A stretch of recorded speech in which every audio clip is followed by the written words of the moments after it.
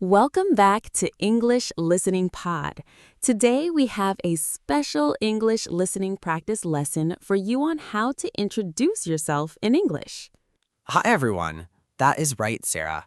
In this daily English conversation, we will talk about meeting new people and making a great first impression in simple, slow English. Exactly. If you want to learn English speaking skills for real life, staying until the end is super important. By the end, you will know exactly what to say without feeling nervous. And at the end of our lesson, we will even do a fun shadowing exercise together to help you speak with confidence. Introducing yourself can feel scary sometimes, but we're here to help you build your English vocabulary and confidence step by step. Calm. Before we jump into our topic, quick question for you. Do you feel nervous when you introduce yourself in English? Write yes or no in the comments right now. We read all your comments, and leaving a quick reply or liking this video really helps our channel grow so we can keep making free English lessons for you. Absolutely. Your support means the world to us. Now, let's imagine a simple daily life situation. Two people meeting for the very first time at a coffee shop or a friendly gathering. Perfect. Ryan, when you meet someone new for the first time, what is the very first thing you say? Well, I usually start with a friendly greeting. I might say, "Hi, I'm Ryan," or "Hello, my name is Ryan." It's very simple, but adding a warm smile makes a huge difference.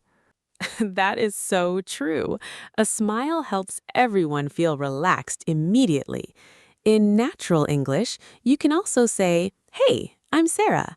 Using short forms like I'm instead of I am sounds very friendly and natural. Right. And right after you give your name, the other person will usually say, "Nice to meet you," or "It's great to meet you, Sarah." Exactly.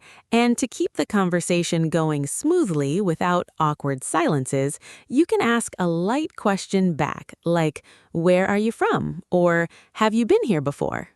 That's a great tip. When someone asks me where I come from, I usually say, "I'm originally from Canada, but I live in Spain now." That is very clear and easy to understand.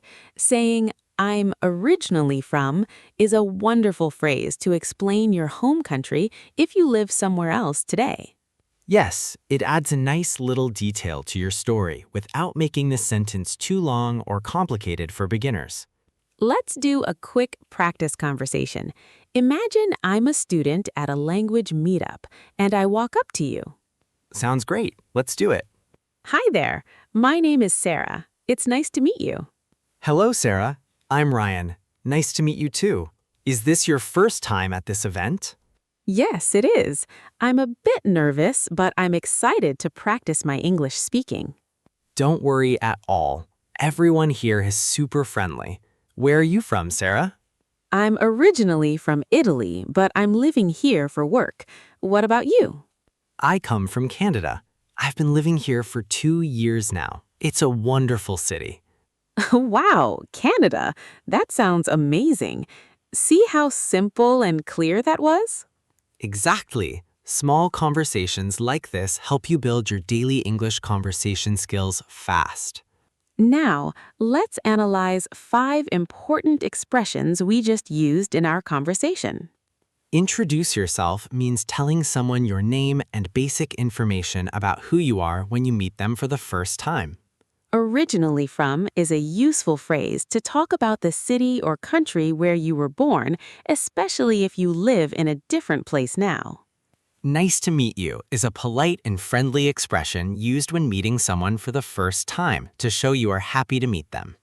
First time refers to an event, place, or action that you are experiencing the very first time in your life. First impression is the idea, feeling, or opinion that somebody forms about you the very first time they talk to you. Speaking of learning about each other, another common question people ask when you introduce yourself is about your job or work. Yes, exactly. In English conversations, people love to ask, "What do you do?" or "What do you do for a living?" That question can confuse English learners sometimes because it sounds a bit short, but it simply means, what is your job or occupation?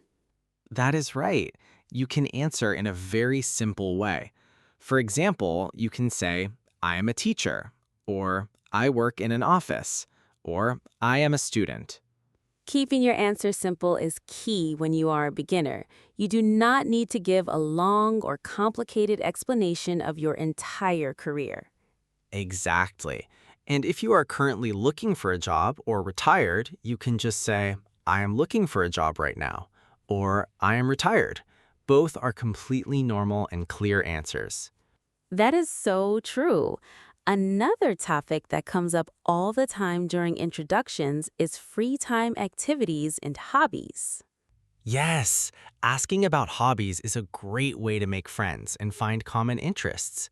You can ask, what do you like to do in your free time? Or do you have any hobbies? I love asking that question because it helps me get to know people better. For instance, I can answer, in my free time, I enjoy cooking, reading books, and listening to podcasts. Like English listening pod, right? That's the best hobby. Absolutely. Speaking of hobbies, we want to hear from you. What is your favorite hobby? Leave a comment below and tell us. Also, if you are enjoying this lesson, please hit the like button and subscribe to English Listening Pod. Subscribing helps our channel reach more learners around the world, and we truly appreciate your support. Yes, thank you so much. Your comments help us know what topics you want to learn next. Let's practice a short dialogue now using work and hobbies so everyone can listen and learn how it flows naturally. Sounds great. I'm ready. So, Ryan, what do you do for a living? I am an English teacher and I also create content online for language learners. What about you, Sarah? I work as a graphic designer, but in my free time, I really love practicing new languages and traveling to new places. Traveling is fantastic. Where was the last place you visited? I went to Italy last summer. The food was delicious and the people were very welcoming. That sounds wonderful. Notice how asking one simple follow-up question keeps the conversation active and engaging. Yes, you don't need big words. Just simple questions like, where was the last place you visited? Or, how long have you done that? Work wonders. Exactly. Listening carefully to the other person gives you natural ideas for your next question.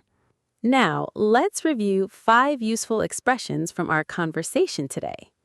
What do you do is a common question used to ask someone about their job or profession. Free time means the time when you are not working or studying, and you can relax or do things you enjoy. Common interests are topics, activities, or hobbies that two or more people both enjoy sharing together. Follow-up question is an extra question you ask to get more information about something the person just mentioned. For a living is a common phrase used when asking how somebody earns money to support themselves. Another topic that often comes up naturally after talking about hobbies and work is your family or living situation. That is so true. When people get to know you better, they might ask, do you live around here? Or do you live with your family? Asking simple questions about family or local life is a great icebreaker, especially when you are making new friends in an English-speaking community. Exactly. You do not need to share very personal details if you do not want to. Keep it simple and clear. For example, you can say, I live with my family, or I live with my roommates near the city center. Or if you live alone, you can say, I live by myself in a small apartment. It is very straightforward. Oh, and pets. Talking about pets is one of the easiest ways to connect with someone during a conversation. People love talking about their pets. You can ask, do you have any pets? Or are you a dog person or a cat person? I'm definitely a dog person. I have a small dog named Toby. What about you, Ryan? I love both, but I have a cute cat at home. Having a pet gives you so many fun stories to share when you are speaking English. That brings me to a fun question for all of our listeners today. Do you have a pet? Tell us in the comments. Type dog, cat, or no pet below. Leaving a quick comment and hitting the like button helps YouTube recommend our videos to other English learners around the world, which helps our channel grow. Yes, every single comment helps us reach people who need clear, slow English practice just like this. Now, let's take a look at 5 important words and phrases we used in this section. Icebreaker is a friendly question, comment, or action that helps people relax and start talking when they meet for the first time. Living situation refers to where you live and who you live with, such as living alone, with family, or with roommates. Get along means to have a good, friendly relationship with another person or an animal. Local area is the neighborhood or place near where you live or where you are staying right now. By myself is a common phrase that simply means alone, without any other people with you. Talking about pets and daily life is so much fun. But what happens when you are introducing yourself and you do not understand what the other person said? That is a very common situation. Many English learners feel scared or embarrassed when they cannot understand native speakers during a conversation. Exactly, but you should never feel bad about it. Even native speakers have to ask each other to repeat things from time to time. That is so true. A very simple phrase you can use is, "Sorry, could you say that again, please?" Or, "I didn't quite catch that." Or you can say, I am still learning English. Could you speak a little slower, please? People are usually very happy to help and adjust their speed for you. Absolutely. Most people love when you are honest about your English level. It actually shows confidence and helps the conversation move forward smoothly. By the way, we want to ask you a quick question. Do you find it hard to understand native speakers when they speak fast? Write yes in the comments right now. Also, if you want to support our channel, please like this video and subscribe to English Listening Pod. Your likes and comments help YouTube share these simple lessons with more English learners worldwide. Thank you so much for supporting us. Every single comment helps our channel grow and brings more learners into our community. Now, let's practice a quick example dialogue showing how to ask someone to slow down nicely during an introduction. I love this example. Let's start. Hi, I'm Sarah. It's nice to meet you. Hey Sarah, I'm Ryan. I'm super excited to be here today because I love meeting people who are studying languages. Oh, I'm sorry, Ryan. Could you speak a little slower, please? I'm still practicing my English listening skills. Oh, of course, no problem at all, Sarah. I said I am very happy to meet you here today. Thank you so much. That was much clearer. I'm originally from Italy. That was a perfect example. Notice how Sarah stayed calm, smiled, and politely asked me to adjust my speaking speed.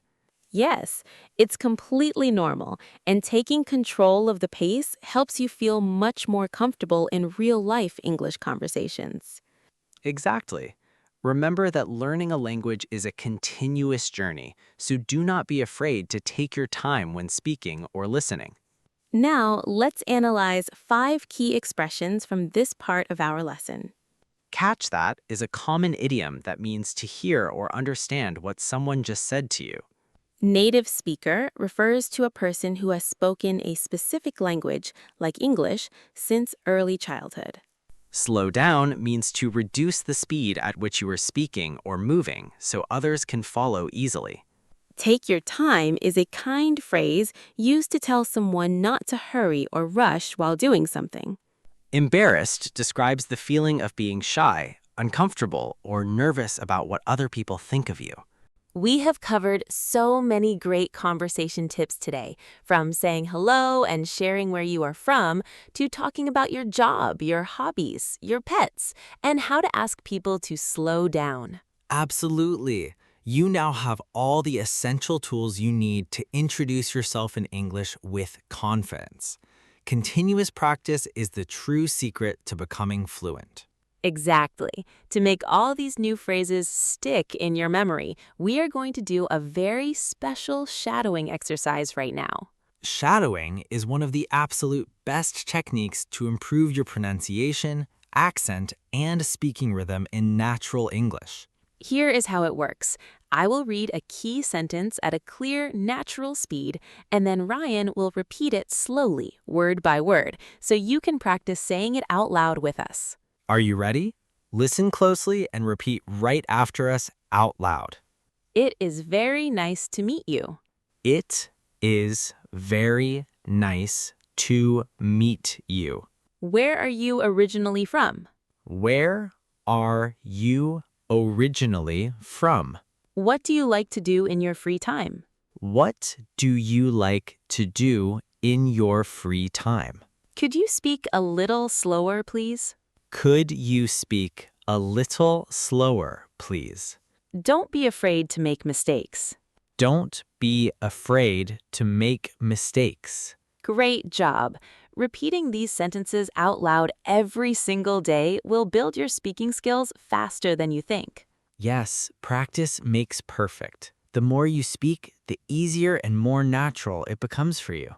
Before we wrap up today, let us analyze 5 final key words and expressions from our lesson. Shadowing is a language learning technique where you listen to native speech and repeat it out loud immediately to improve pronunciation. Confidence is the feeling or belief that you can do something well without feeling nervous or unsure. Practice makes perfect is a popular idiom meaning that the more you repeat an activity, the better you will become at it. Key phrase refers to a crucial or very useful group of words used in specific daily conversation situations. Keep going is an encouraging expression that means to continue making progress and not give up when learning gets challenging.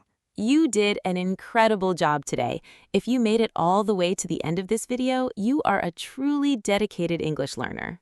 Yes, to let us know that you watched the entire lesson, please leave a comment down below with a cup of coffee emoji or write the word coffee. Yes, seeing your coffee comments helps us know who stayed with us until the very end. Do not forget to also write a sentence using one of the words you learned today, like confidence or icebreaker. Please like this video and subscribe to English Listening Pod so you never miss our slow English practice lessons. Thank you so much for practicing with us today. And remember to keep going every day. See you in our next video.